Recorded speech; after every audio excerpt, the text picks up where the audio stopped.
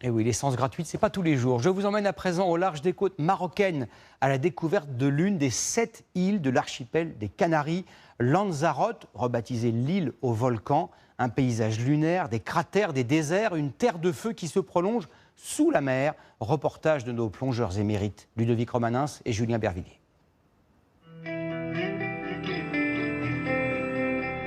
Le Monte Corona, c'est le seigneur du nord de l'île. Un volcan culminant à 610 mètres d'altitude. Tout autour, les coulées de lave ont formé un paysage lunaire, presque irréel.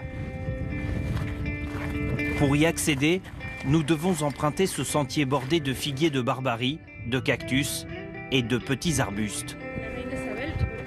Après 1 heure de marche, le volcan de la Corona s'offre enfin à nos yeux. Il s'est éteint il y a plus de 20 000 ans. Le cratère fait 500 mètres de diamètre. Il est vertigineux. Les bords atteignent 200 mètres de hauteur. On se sent tout petit en fait. On voit autour de nous, là, c'est juste... c'est splendide, on est une toute petite chose sur cette planète. C'est assez impressionnant, mais moi c'est les couleurs qui me fascinent. Le vert mélangé à cette terre un peu particulière, c'est vraiment beau. La lave projetée par le volcan a façonné le paysage jusqu'à l'océan. Elle forme un tapis rocailleux de 18 km² où rien ne pousse, ou presque. Seule plantation, ce vignoble, le plus insolite au monde. Chaque cep est entouré d'un petit muret de pierre pour le protéger du vent. L'homme s'est adapté à cet environnement très hostile, appelé ici le mauvais pays. Tous les pieds de vigne ici poussent dans des cuvettes pour aller chercher la terre le plus loin possible. Au-dessus, il y a cette lave concassée qui sert à retenir l'humidité et en fait, tous les champs ici en sont recouverts. Des tunnels se sont formés dans l'épaisse couche de lave du volcan. Il est possible d'y pénétrer en descendant notamment dans cette grotte. À 50 mètres de profondeur, nous arrivons dans le tunnel de l'Atlantide.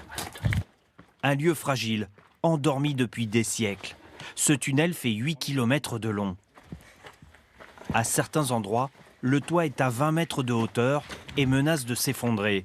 La lave a sculpté ici un géant de pierre. Il faut s'imaginer que là, on est dans une rivière de lave incandescente qui coule vers la mer. Au bout d'1 heure et demie de progression, nous atteignons un des 7 lacs souterrains de ce tunnel. Plongée en temps normal dans le noir, l'eau devient à la lumière de notre torche translucide. Sa particularité, elle est salée. L'océan est en effet arrivé jusqu'ici par le sous-sol. On est assez loin de la mer, au milieu de la montagne, dans un tube volcanique. C'est assez incroyable d'imaginer qu'il y a cette connexion avec la mer.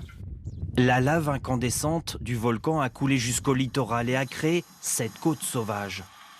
L'océan Atlantique est maintenant face à nous. Sous l'eau, nous suivons la coulée vers le large, sur plus de 2 km. Le magma de rocher disparaît d'un seul coup et laisse la place au sable qui s'étend désormais à perte de vue. C'est en fait une coulée de lave qui s'est abîmée en mer et qui s'est arrêtée ici. Donc on voit bien très nettement un front entre le sable et tous les rochers. Ici, c'était de la lave incandescente. À 35 mètres de profondeur, nous entrons dans la partie immergée du tunnel de l'Atlantide. C'est sa partie finale que nous allons remonter prudemment. Le tube est étroit, plongé dans l'obscurité. Il fait à peine 2 mètres de large à certains endroits. Tout un écosystème a trouvé refuge dans ce dédale de rochers volcaniques. On peut aussi trouver de la vie et on peut trouver pas mal de bancs de sardines, de barracudas et surtout des cavités. Et ça nous donne une idée un peu de la force qu'elle a eue, cette éruption. Lanzarote est une île sortie de l'océan il y a plus de 10 millions d'années. Une terre mystérieuse aux 300 cratères volcaniques.